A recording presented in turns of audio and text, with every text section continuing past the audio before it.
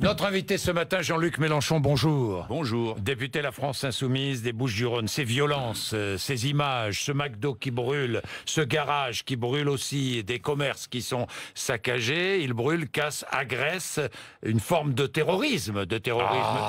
Et pourquoi? C'est pas du terrorisme? Oui, bien sûr que c'en est, que c'est. Mais oui. enfin voilà quoi, ça y est, c'est réussi quoi. Du 1er mai, il reste que ça. Les magasins qui brûlent, les gens qui. C'est la vérité. C'est la vérité, bien sûr, mais il y a une autre vérité dont on pourrait parler. On va en parler. C'est un des plus beaux 1er mai qu'on ait fait depuis longtemps.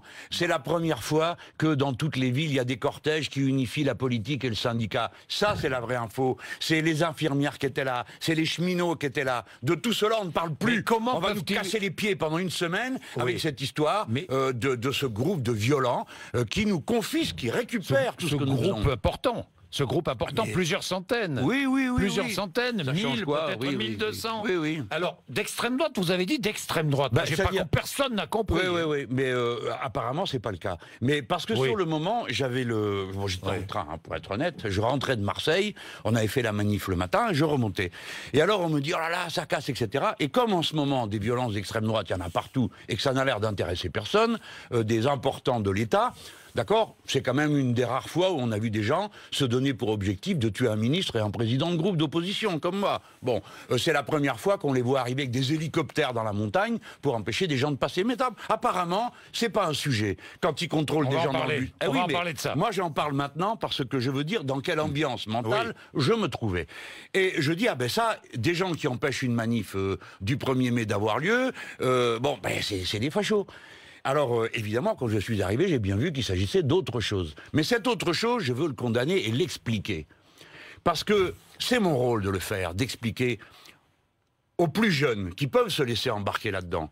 Ceci n'est pas une activité révolutionnaire. Personne ne peut croire qu'en cassant une vitrine de McDo, on fait une activité révolutionnaire. L'activité révolutionnaire, ça consiste à rendre conscient, organiser, discipliner des millions de gens qui comprennent quels sont les enjeux du moment politique. Et l'enjeu du moment politique, c'est que M. Macron est en train de nous faire changer de société. Ça, c'est le sujet. Il veut nous faire passer à la société du tout libéral. Je dis aux plus jeunes, ne vous laissez pas embarquer là-dedans.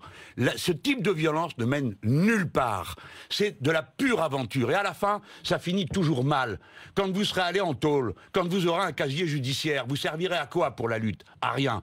Sur quoi débouche ce genre d'activité? Sur rien. Je vous le dis avec affection. Vous condamnez fermement, absolument, totalement. Tout ceci n'a aucun sens par rapport à la lutte. Certains d'entre eux étaient à Notre-Dame-des-Landes, d'autres étaient dans les universités.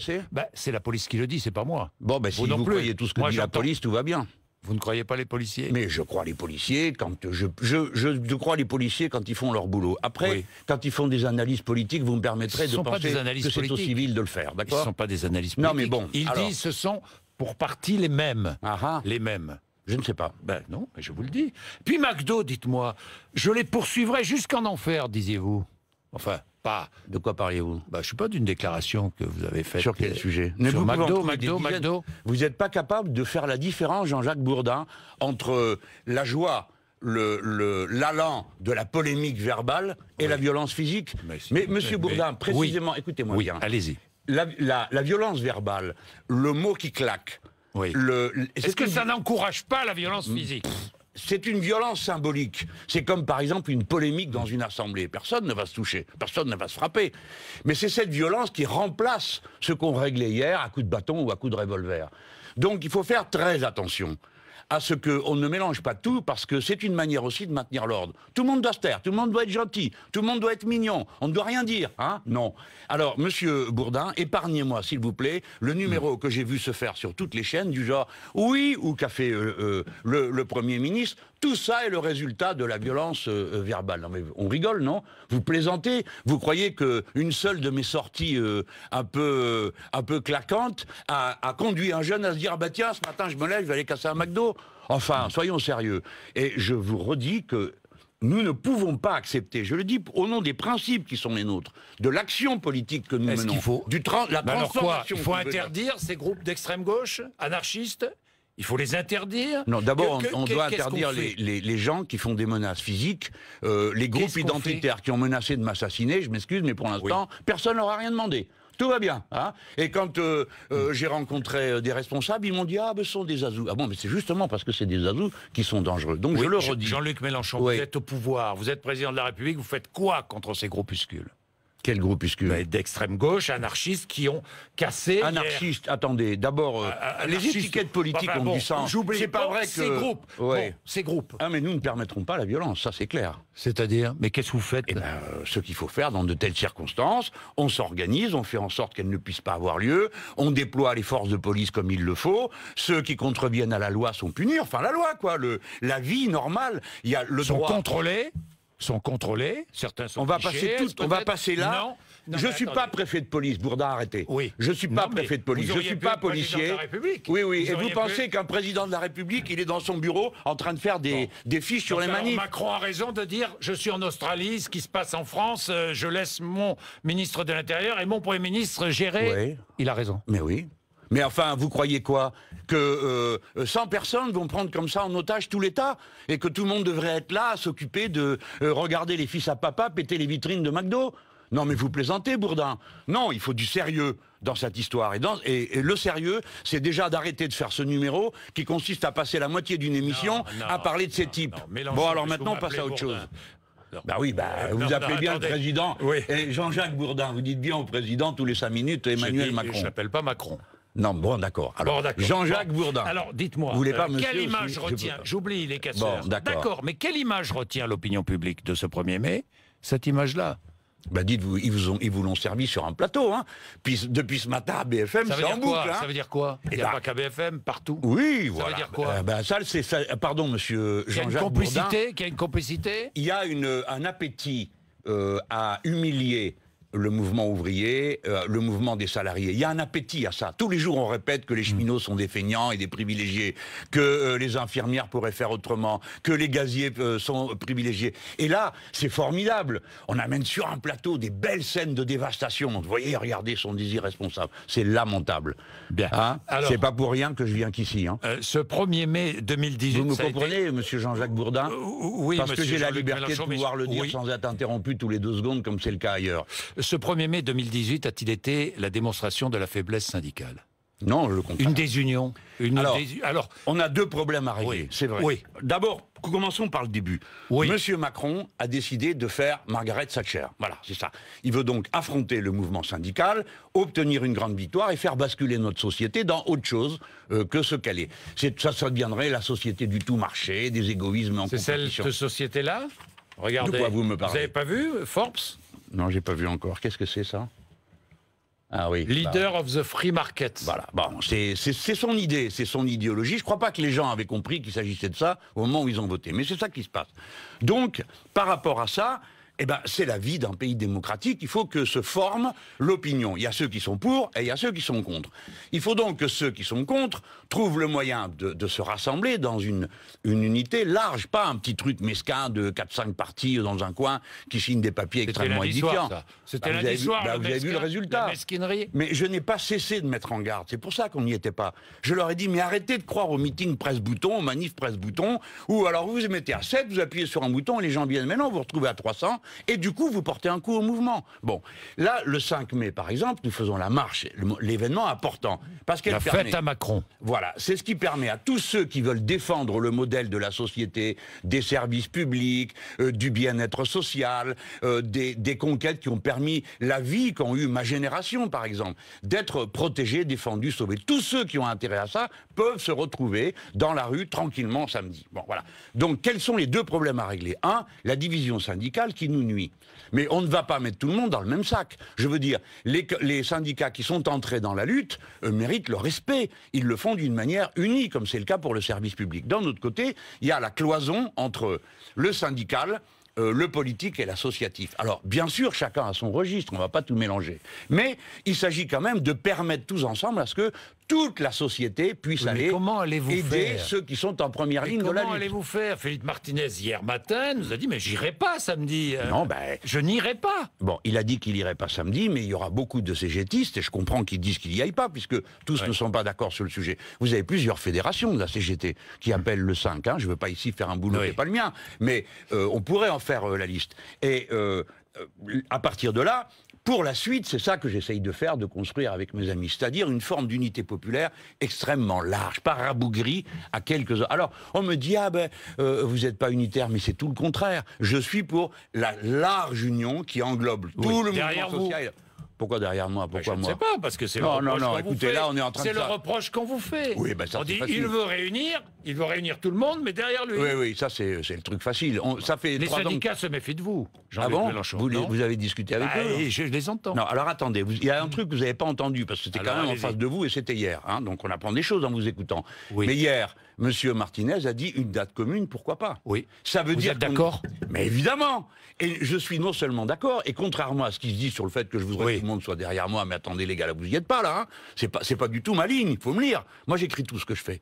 Je suis pour que ce soit le mouvement social qui marche devant. Par exemple, à la manif du 5 mai, nous allons avoir devant, en tête, les luttes et les acteurs de ces luttes. Pas la France insoumise, ses drapeaux et ses bannières, et les autres formations politiques qui appellent au 5 mai.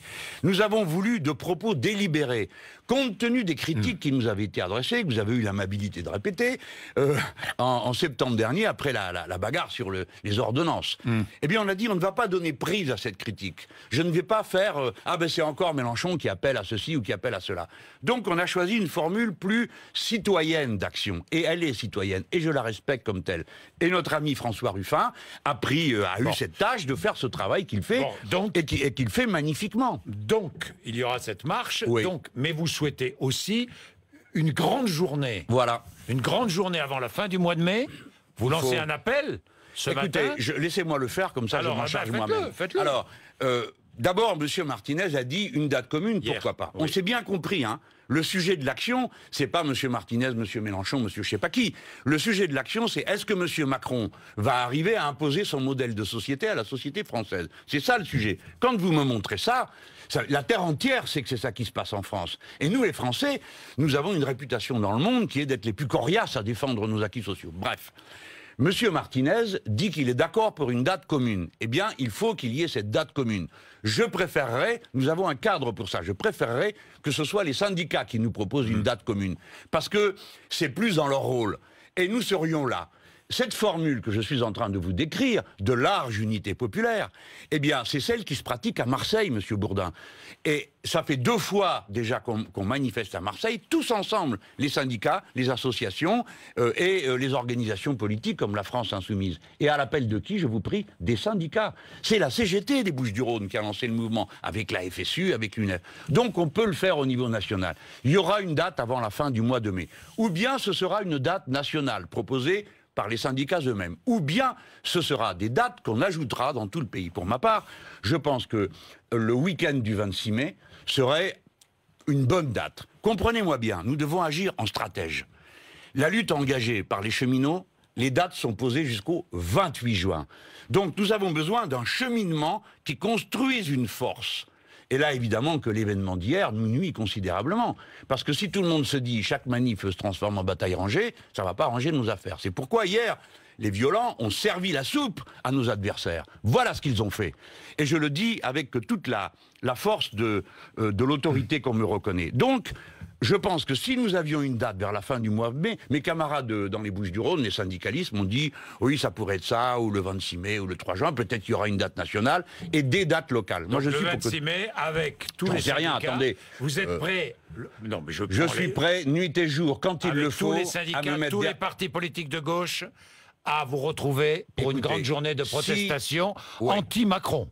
Ah ben clairement, c'est contre cette politique-là. Mais qu'on s'entende bien, nous sommes prêts à tout moment, c'est ça notre ligne stratégique, nous sommes prêts à tout moment à participer à une action commune et nous préférerions que ce soit les syndicats qui y appellent. Nous préférerions que ce soit les syndicats qui y appellent et si c'est une partie des syndicats et pas tous les syndicats, nous suivrons quand même. Je voudrais dire à tous ceux qui ne connaissent pas tous ces détails mais qui ont leur importance, il y a aujourd'hui un cadre qui existe, s'est réuni la semaine dernière à l'appel d'Attaque et Copernic dans laquelle il y avait la CGT, il y avait la FSU et il y avait toutes les organisations politiques. Ça mûrit, on tient le bon bout. C'est pourquoi des épisodes comme ceux d'hier sont si calamiteux pour nous. Mais on tient le bon bout. C'est en train d'avancer vers cette fédération des luttes à laquelle moi j'aspire. Vous voyez, il faut que chacun soit lui-même.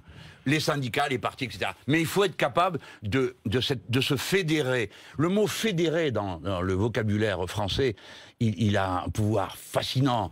En 89, il y a la fête de la fédération. Les communards, c'est le mur des fédérés. Il faut se fédérer, les amis. Pas s'abandonner, se nier, se fédérer. Bien, Jean-Luc Mélenchon, vous parlez d'immigration. Parlez tout à l'heure de... moi, je parlais d'immigration. Non, vous me parliez de génération identitaire. Oui, vous savez, ces militants de génération identitaire qui patrouillent ou ont patrouillé dans les Hautes-Alpes à la frontière italienne, qui ont été salués hier par Marine Le Pen. Belle opération de communication, a-t-elle dit.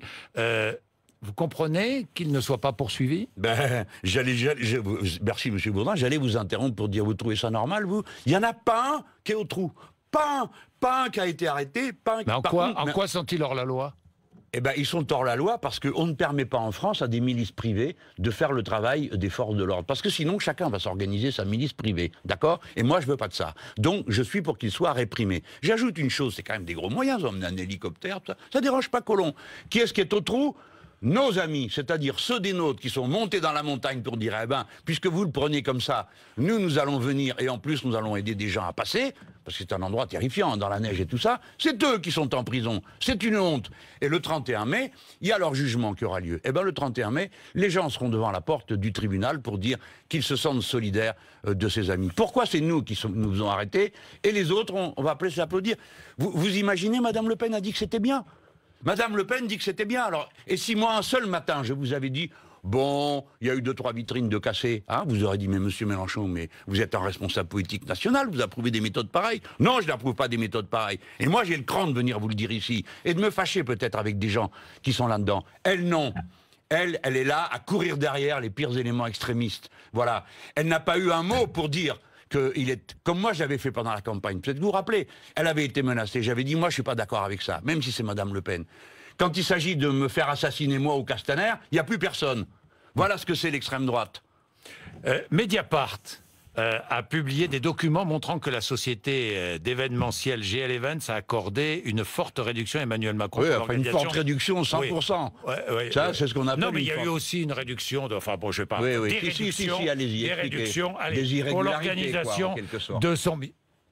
Gardez le mot, c'est le vôtre. Comment régularité, je ne sais pas. C'était le 12 juillet. On a dit qu'il y avait des irrégularités. Justement, à la fin, il n'y avait rien du tout. C'est pour ça que je vous pose la question. Merci, et j'aborde le sujet. Vous le remarquez. Oui. Vous le remarquez. Oui, parce que vous l'aviez abordé pour moi, donc je me suis dit, si jamais Bourdin ne le fait pas, je lui rentre dedans. Oui, mais 12 juillet 2016, à la Maison de la Mutualité à Paris, il y a eu d'autres ristournes. Ça mérite quoi? Ouverture d'une enquête judiciaire? Évidemment. C'est absolument interdit. Ou bien alors le code ne sert à rien. On considère que toutes les lois ne servent à rien ou qu'elles ne s'appliquent que quand c'est l'opposition. Voilà. Donc, d'abord, on s'aperçoit que c'était une manœuvre de diversion. Mes comptes, et seulement mes comptes de campagne, ont été distribués en même temps que le mode d'emploi pour les lire par ce monsieur qui a soi-disant démissionné, blablabla. D'accord? Et pendant 15 jours, un mois, Mélenchon, les irrégularités. Il n'y en a pas une. Personne n'a eu peur d'utiliser le mot irrégularité alors qu'il n'y en avait pas. Et là, c'est énorme. Le gars, il a eu 100% de ristourne, c'est absolument interdit par la loi. Ça revient à être une subvention d'une entreprise privée. Et pendant qu'on y est, je vais poser un autre problème que personne ne pose jamais à propos des comptes de campagne de M. Macron, qui enfin sont disponibles, et pas pour tout le monde, Jean-Jacques Bourdin. Si vous avez demandé, il y a une file d'attente. D'abord les premiers, puis les suivants, parce que la clé USB donnée à tout le monde, ça n'existe pas. Hein. Donc il y a une file d'attente. Par exemple, il y a plusieurs médias qui ont demandé à avoir les comptes et qui ne les ont pas. Donc on pourra en parler que dans 2 mois, 3 mois, peut-être au mois de juillet ou d'août. Hein. Alors moi j'ai une autre question à poser. Est-il vrai, oui ou non, que le samedi, veille du premier tour, il y a eu une grande campagne d'appels téléphoniques par l'entreprise SFR, qui est dirigée par quelqu'un qui aime beaucoup M. Macron, et qui a donné des messages pour dire, on entendait, paraît-il même, la voix de M. Macron. Alors, c'est 6 millions de coups de téléphone dont il est question là, et 6 millions de coups de téléphone, ça coûte 1,5 million d'euros. Je vais vous faire remarquer, il faut essayer de comprendre pourquoi les choses sont comme ça. Il est à 150 000 du plafond, c'est-à-dire bis l'affaire Big Malion. D'accord? C'est-à-dire, moi j'ai tout déclaré jusqu'à l'air que je respirais. Lui, puis il a diminué toutes les dépenses. Pourquoi? Parce qu'il avait la trouille de dépasser, comme c'était arrivé à Sarkozy. D'accord? Et ben voilà, nous sommes dans la même histoire. Ils ont sous-évalué les comptes pour ne pas dépasser les plafonds. Voilà mon soupçon. Hein, j'ai un soupçon. Je ne vais pas perdre des heures, moi, à aller lire les factures. Mais il y a des journalistes qui le font. Et la réponse qu'on nous a dit, c'était une remise qui a été dite à Mediapart. Mediapart a dit, on va vérifier. Ils ont vérifié. Ils s'aperçoivent que la remise, il n'y a qu'à lui qu'on la faisait. Pourquoi? Les gens pensaient qu'il avait gagné d'avance. C'était quoi le sujet? Comment vous expliquez un comportement pareil? Alors oui, ça mérite enquête, et ça mérite poursuite s'il y a lieu, parce que c'est comme les manifestations. Si on accepte qu'il se passe n'importe quoi, alors c'est fini, il n'y a plus de république, il n'y a plus de démocratie, il n'y a plus de débat. Si on accepte qu'il se passe n'importe quoi en matière électorale, vous avez un soupçon, la triche, les urnes bourrées. Vous avez un soupçon sur l'élection? Sur l'élection, je n'ai aucun élément. Ça a faussé l'élection? Ah ben clairement. Enfin, écoutez, monsieur Jean-Jacques Bourdin, vous vous rendez compte de ce que ça coûte, une élection? C'est monstrueux. Vous mettez une pince de lumière dans une salle que vous avez déjà payé un bras, c'est des 50 000, 60 000, 100 000 euros pour avoir une salle. Et après, vous accrochez une lumière, parce qu'il faut quand même bien se réunir dans la lumière, hein, pouf, 150 euros par pince. Je vous donne que cet exemple-là, je pourrais vous en donner des dizaines, ça change tout. Si vous êtes hors d'état de vous exprimer aussi, vous avez les salles que vous voulez, quand vous voulez, la taille que vous voulez, parce que vous avez des potes qui ont des sous et qui vous aident à faire votre travail. Donc oui, il y a un doute.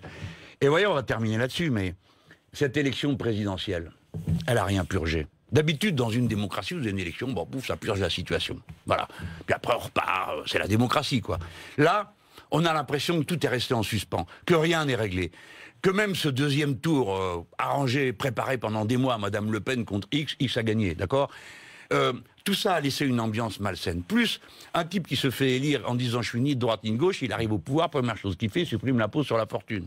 4 milliards donnés. Bref, il y a un sentiment de duperie, que tout est faux, tout a été tronqué. Et ça, c'est très mauvais pour la démocratie. C'est pour ça que les gens qui vont venir là, samedi le 5 mai, vous allez voir, c'est des gens tranquilles. C'est des gens, des salariés honnêtes, paisibles. Hein, et ils vont venir montrer, si possible dans la joie, les amis, hein, cette France-là. Cette France qui n'accepte pas d'être condamnée à ce mode de vie affreux qu'on veut lui faire. Merci Jean-Luc Mélenchon, 8h58, RMC, BFM TV.